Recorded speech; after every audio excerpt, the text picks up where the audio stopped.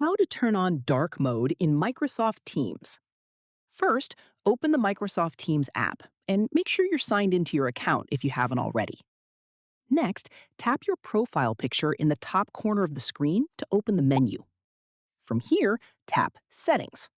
Then, look for the Appearance option and tap on it.